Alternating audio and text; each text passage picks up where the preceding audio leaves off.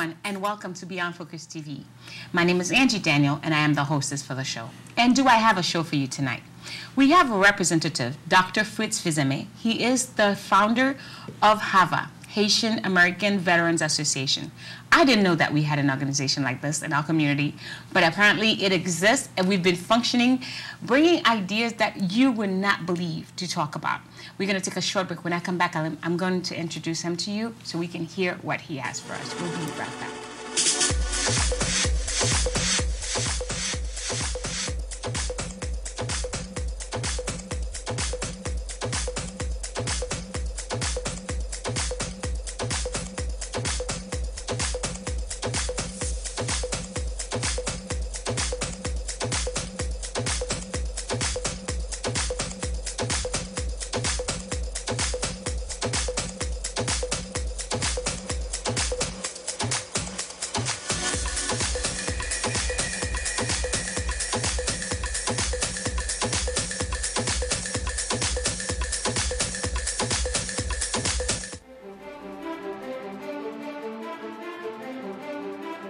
And welcome back to Beyond Focus TV. Before we took a break, I promised that I was going to introduce to you Dr. Fritz-Aime from HAVA. Welcome, sir. Thank you. Thank you. Well, usually in the start of our show, I'd like to ask my guests to tell the community a little bit about themselves and what do they do. Can you please tell us a little bit about yourself and what do you do? Well, I'm a Vietnam-era veteran that has spent many years after leaving the military, finding myself. Mm-hmm. So needless to say that I have stories. Yes. With that journey. Eventually, I was enrolled in what they call a vocational rehab program within the Veterans Affairs Administration. And I guess after taking a series of examinations, of tests, and et cetera, that I scored so high that, that I was able to go to school for 12 years on their dime. Right. And so which brings me to where I'm at today. I'm a licensed soft tissue management specialist, licensed by the state of New York. I'm also a naturopath, and I'm a political activist and a spiritualist, if you may call, just try to do things for the right reasons. Okay. And I'm someone who, at some point, I found a need to do something for the Haitian community. Mm-hmm. And since I left the military, I've done, English as a second language. Yes. I taught that in mm-hmm. school with Haitian American United for Progress. Mm-hmm. When he's now Bishop, Father Guy Saint-Salic was the director. Mm-hmm. And we did this, a group of young kids, we mm-hmm. did this for free. And this was kind of a healing for me. And also it became, it put me in touch with the plight of the people and what they were going through. Mm-hmm. And by watching them come to school every night and eager to learn English, and of course with my personality and the way that I do things, I didn't teach them from the books. Okay. We did the post office in the class, we did the supermarket. In other words, I wanted them to be able to go right into society and function. And it's it's been very rewarding these days. My students are all over the place. They have businesses. They have whenever they see me in the street, professor, it's still kind of strange for me when but eventually though, my military service and where my psychological condition, mm-hmm. which I was unaware of, okay. Because I began to drink heavily in the military and to forget things and to, yes. we did many things. Mm-hmm. We drugged, we did whatever we had to do. We were young kids. Yeah. And eventually that caught up with me mm-hmm. in the society. Unfortunately, it's not well known, but there are many of us. I'm one of the few survivors. Yes. Of young Haitian American kids that went to the military and that came out with heavy drug habits and et cetera. What year was that? Oh, I left the military in '79. This is right, Vietnam and after mm-hmm. Vietnam. Mm-hmm. And many of us came out with some serious drug problems. And most of my friends have died. Okay. And unfortunately, in the Haitian community, you know, we had the problems, but no one was seeking help. Exactly. Because it was swept under the rug because of shame and stuff like that. Yes. And so, as opposed to pushing us to get help, culture you don't know, you don't understand. We don't, and you know, and our parents were like first, second generation. Well, my parents were first generation because you know, and so they were still in that Haitianness. Yes. And it was more like they didn't understand, and especially. I'd like to enlighten the part of the Haitianness. Haitianness means that there are certain things you don't understand because it's not part of your culture. It's not something that you live on a regular basis. Once it's not part of our culture, we are afraid of it. We are afraid to venture in that system. Right. So being a drug addict is not part of what you would consider to be a Haitian culture. So therefore, we don't want to deal with it. Not dealing with it means that we're not going to talk about it. Right. Well, you know, but it's like a misnomer in a way because of the fact that we have many drunks in our culture. Yes. We have so many things, but we don't, you know, we don't know, or we're not facing it. We're not facing it as facts. You understand? we don't face much. We live in a box. And this is one of the reasons why I guess my personality and the experiences that I've experienced helps me, and to this day, the Haitian community doesn't understand me too much because I'm bold. I say what's on my mind, and I don't have too many skeletons in my closet because I talk about my skeletons. Yes. And and you know we're in a community where people like to talk about each other. Yeah. And and me, I've come to I've gone beyond that, and so what I do today is, I'm gonna go back and forth to Haiti. I just left Haiti actually last week. Talk about that. I really want us to. Yeah. It's one of the things that, I'm sorry, I don't mean to cut you off, it's but okay. I think one of the things that people need to understand is what HAVA stands for. You know, well, part of your trip is to go to Haiti to help veterans that have been deported, which is something I'm so we'll be passionate talking about. So before we get into that, because I want to take a break first, and then we're going to come back, we're going to talk about the Haitian vets that have been deported back to Haiti. And I'm shocked. I am totally, believe me, I cannot believe that we've done that. And how are you trying to help them? Yes. So we're going to take a short break. We're going to come right back and talk about it. We'll be right back.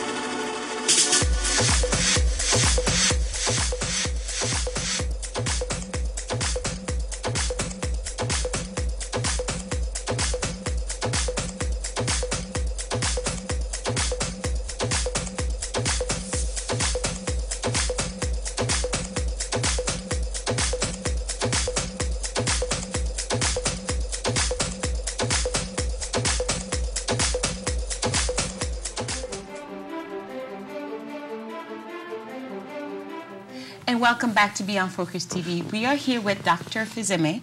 He represents HAVA, Haitian American Veterans Association.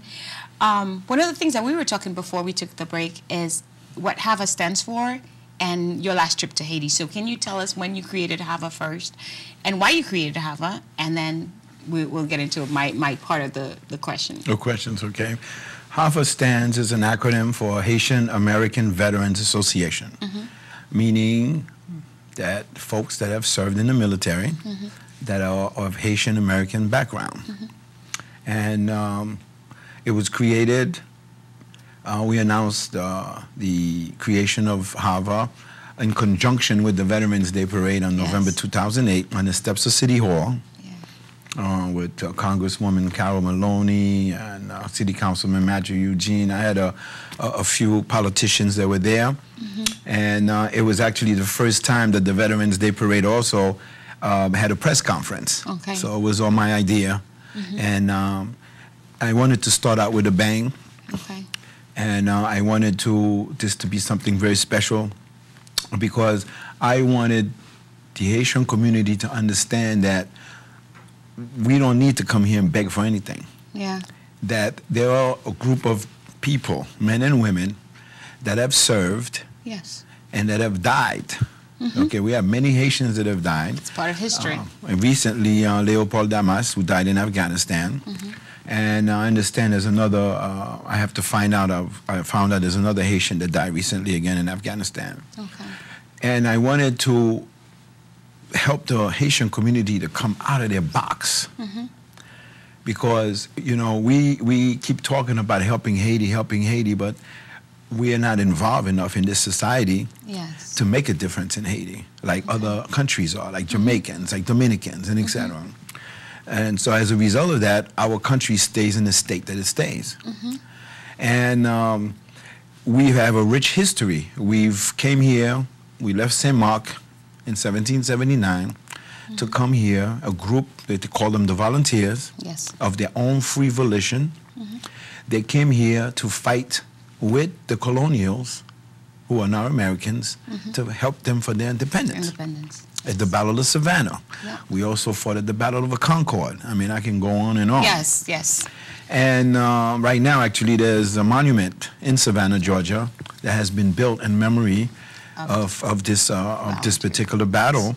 And the young drummer boy was none other than Henri Christophe, who later became the king in Haiti.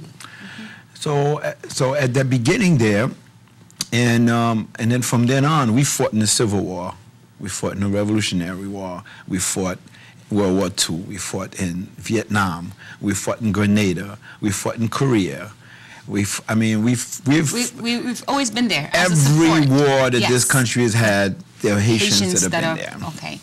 So I like the part that we get into, like how we are always involved. Part of my belief is like flabbergastedness, really, is the word that I'm going to use right now, is that how do we deport veterans to Haiti? What happened? How did we get there? Well, you know, this country is, first of all, is a country of immigrants. You know, it always baffles me that, you know, even to this day we can't have a comprehensive immigration bill and all that good stuff. But what happened is in 1996, there was a law passed that anyone who has a green card, which many of us who joined, especially in the Vietnam era and etc., we had green cards. And me personally, I never wanted to become an American citizen. I only recently filed for my naturalization, since now we can have dual citizenship in Haiti. And after 1996, a law was passed that they can deport you if you're an alien, when they call us aliens, with a criminal record. But the unfairness about this is not only, and this is for everyone across the board, not only for veterans, because I feel that if you, like in the United States, there's a law called double jeopardy. In other words, if I'm found not guilty for something, I can't be tried for the same crime again. Well, in this case, I'm applying that same principle, because if you did your time, if you committed a crime and you spent time in a penal institution paying for your debt to society, then that's done. I don't care where you're from. If you're an alien from outer space or wherever, you're done. You paid your debt to society. Now, bringing it out to a veteran who raised his hand at some point to protect the Constitution of the United States. I can't see it. And I'm deportable, okay? Because I told you I have a history. So that means that I spent time in the penal institutions and the whole bit. Recently I was in Washington, and I'm speaking, like I'm speaking to you now, with Secretary of Homeland Security, Janet Napolitano, and I'm speaking with the Director of Immigration, Mr. Mayorkas, and I'm saying to them, you know, do you know that veterans are being deported? And everyone in the room, there were maybe about 2 blacks in the room, as usual. And everyone in the room was like, whoa, veterans that are being deported. And this lady told me she didn't know. I looked at her like, you know, well, I'm on television, so. And then I went to, you know, then she ordered the Director of Immigration to look into it. To look into it. Now, they told me they were gonna get back to me. I'm still waiting. Well, you know, it's really, for me, it's important because of the simple fact that you said it. You took an oath to protect this society. Yes. To protect the society, the same society that deports you. You know, part of your website is, your statement is that you're trying to remind the veterans of the good that they have done for the society that they live in, yes. they served. How do you get that same veteran that they deported to Haiti to understand that, where that society have failed them? The society has failed them miserably. And I must tell you, I was interviewed by the BBC in Haiti. Mm-hmm. So now it's known throughout the Caribbean bloc, the South America, and a whole bit that there's actually someone who's speaking on behalf of deported veterans.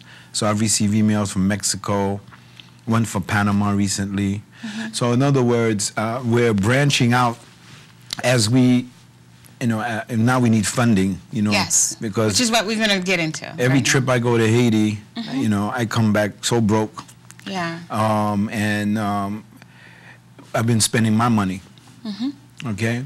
And, I mean, some people have helped here and there, but, you know... Is the Veterans Affairs helping at all? Like, no, right now, what's happened, people have... It's like a political... Yes. You know, something that they really don't... Everyone is waiting to see what's going to happen. Okay. Recently, I spoke to Congressman Meeks.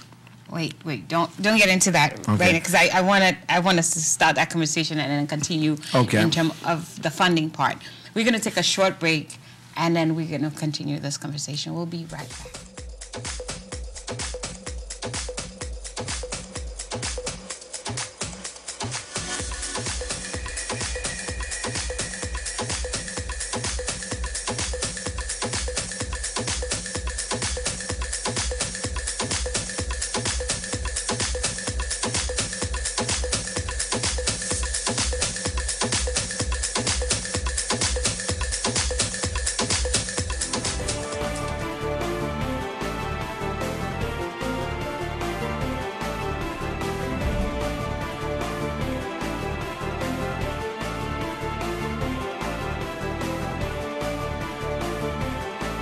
Welcome back.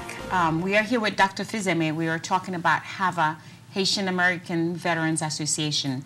One of the things we were talking about is, how do you get to support the veterans in Haiti that have been deported? How do you get to do that? Well, so far I've been doing it with my money. Mm-hmm. And by the way, I'm a disabled vet myself. Okay. Even with the title of the doctor, I receive one paycheck a month because I've been declared unemployable. Okay. And that money, I sent money to these veterans, and for food, for transportation, yes. and then to look for more veterans, because okay. you have to continually be looking. Active, yes. Haiti, it's potentially there are over 8,000 to 9,000 veterans in Haiti. Not all of them, of course, are deported. Some okay. of them are occupying very high positions in the society down there. Okay. So I'm enlisting their help also. Okay.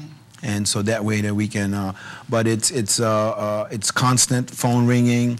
Mm-hmm. I'm hungry, yes. and I know I've been there. Exactly. I'm there with them all the time. I mean, I spend a lot of time in Haiti. Okay. I mean, this year alone, about 6 months I've already, I spent in Haiti. And yeah, so, and when I go down there, these people, they're with me all day long. I'm feeding them morning, yeah. noon, and night. Yeah, and because this is, I've been on the radio. This is what the brotherhood is all about. I mean, you go on the radio and television and you say, hey, I'm here to help, and then these people pop up in front of you. What are you going to do? You have to help. You have to help them. You have to help. But I mean, in hindsight, I probably should have waited okay. until I was funded. Okay. But I set the wheels in motion already, and I'm not the type of person that's just going to back down. Well, it seems like right now you are very well aware of what's happening, and you getting people to understand what you're doing. I understand that you guys are going to have a float, or want to have a float for Veterans Day Parade. Can you enlighten us about that a little bit? Yes, and I tell you, it would be another history, because we've been making history, by the way. Yeah.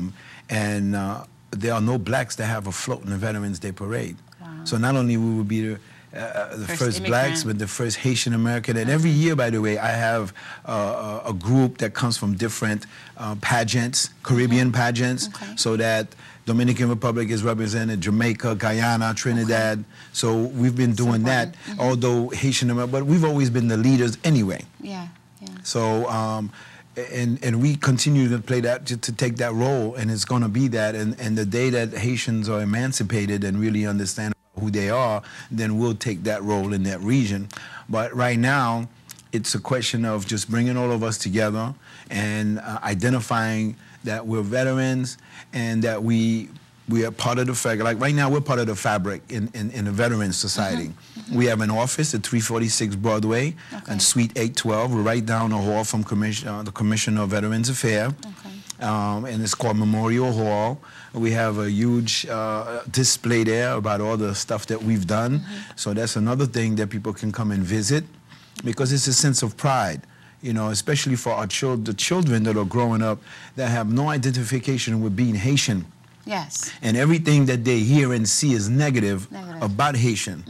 To let them know, no, you know, you have a source of pride. You have, listen, to stand up and to take ownership and begin to understand about what it is to be Haitian. There's a psychiatrist that I know, actually, and I'm going to mention his name, is Dr. Venton. He's doing something very radical where he's literally teaching us to remind us what it is to be Haitian, because we've forgotten. All right.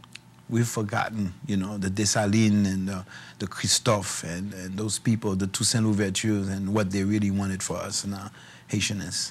Okay. Part of, you know, for me, it's touching, because I think I have brothers and cousins that have, you know, that are members of the Army, that have been part of the Navy, that are veterans, stopped serving, well, voluntarily stopped serving on their own. I would love for them to be part of an organization that represents Haitians, that represents who we are as a people. If they would like to get in touch with you, where can they reach you at? Well, first of all, you can, our address, P.O. Box is P.O. Box 63. That's Cambria, C-A-M-B-R-I-A Heights, New York, 11411. Second, I'm going to give you a couple of phone numbers. And one is 646-481-4414 and 718-687-0694. We're on Facebook. We have a Facebook page. Right now, due to monetary constraints, our website is down. We actually lost our domain name, and we're trying to revive that. And but you can Google Haitian American Veterans Association, and what will come is unbelievable, because we've been on the daily news, we've been exposed in New York One, we've been out there, and unfortunately, because of the fact that the Haitian community kind of lives in a box, and that you know, it's not every day that they peruse the daily news, or they almost every event that we have, Jim McConnell always announces it on the Caribbean Beat in the daily news. Okay. So we've been, you know, we've been out there, but hopefully through this casting here to this through Beyond Focus TV, to this show, to Beyond Focus TV, and I didn't know about Focus TV, so I have to thank Robert for hooking us up. And you know, like I said, to the Haitian community, you know, we're out there, we're working. We would like to see you on Veterans Day, November 11th. Where are you guys going to have? Can you tell us a little bit about the float and the parade? Well, hopefully, okay, because tomorrow the deadline for the float was on Friday, and I couldn't come up with $500. Okay. And I've been to, like I said, I went to 2 church services today, because I'm appealing to the Black Americans now, because it's a historical for us, and as Black as a whole, because the Veterans Day parade is, you know, if you were to watch it, it's full of, you know, I mean, I have nothing against white folks, okay. I love that you're saying that. but you know, we Black folks need to step up and to acknowledge ourselves. Yes. And we don't do that. Even along the parade route, we don't have too many Blacks. So hopefully, since this is a Sunday, and people don't have to say, I'm going to work, you know, I'm going to do this, I'm going to do that, you can come out. And actually, we have we're full of events leading up to Veterans Day, where you can go skating at Bryant Park with the Sesame Street characters, and the kids can come and skate for free. We're going to have different stores that are giving up to 40–50% discount, restaurants, and the whole, I mean, this whole thing was packaged for the first time, and it's going to be televised live. If you want to sit home and you have couch potato, Channel 5, and at 11 o'clock on November 11th, you can watch the parade in full, and you can watch Haitian American, once again, making history, walking down Fifth Avenue. I just have to say this very quick. The first year we did this, we had a Raga band. Really? And when that Raga band stopped in front of St. Patrick's, first of all, the white folks didn't know what to do with themselves. And then when we stopped in front of the St. Patrick's Cathedral, and the Cardinal, he was dancing. That's good. And so the effect... And the support, yeah. You know, the effect that we have. I mean, we're great people. Yeah. And then veterans, you know... Very strong history. Very, very strong history. Yeah. And we're vets, and also, so you know... So you have two histories that are mixed together. And we would like for people to come and celebrate that and, you know, promote that, because it's not every day that you see this. No, and then we tell the veterans also, because even the Haitian American veterans, they have a hard time coming into organizations and contributing, because everyone wants to stay. You know, some vets don't know about VA benefits. They've never been to a VA hospital. Yeah. You know, we have 22 million veterans in this country. Only 2 million use the services that are there for them. Yep. And I hardly see Haitians at all at the VA hospital. And I'm involved very much in you know, in all that goes on in the veterans community. So, you know, come out, at least find out if there's something that's good for you, that can benefit you, your family, because you earned it. You earned it, and you deserve to take advantage of it. Well, thank you, sir. Thank you for stopping by. This is the end of our show. I'd like for you to wear your hat before I leave. this, by the way, if you see, everywhere I go, I have my hat on. I was trying to be good today since I got a haircut yesterday. But... you know, this is my hat, and many of hats that I wear, and they all identify me as a veteran. I'm a very, very proud veteran. I'm proud to have served, and I'm proud of the experience, although some may look at it as negative, that some of the things that occurred, you know, with the drugs and with the penal institutions and a whole bit. But you know what? The person that I am today is a combination of that, and it's hellfire. So, and we're taking it to Haiti, where we're breaking doors down in Haiti, and we're so people can understand that we need to change. Yes. We have to change, and it has to be a radical change, and it has to become here. If you really want to help home, it has to start here. From here. You have to start thinking about who you are instead of taking a look at what somebody else is doing. Keep the focus on yourself. That's it. Figure out your problems first, and then maybe you might be able to help someone else. Well, thank you so very much for being here. Thank you. This is the end of our show. I hope you liked it and enjoyed it. I did, and hopefully we'll see you on Veterans Day and on the parade. Well, I'm going to have to come back, because we have so much more to talk about. Yes, we do. But thank you so much. I'm truly blessed to be here. Oh, thank you for being here. Thank you. This is the end of our show.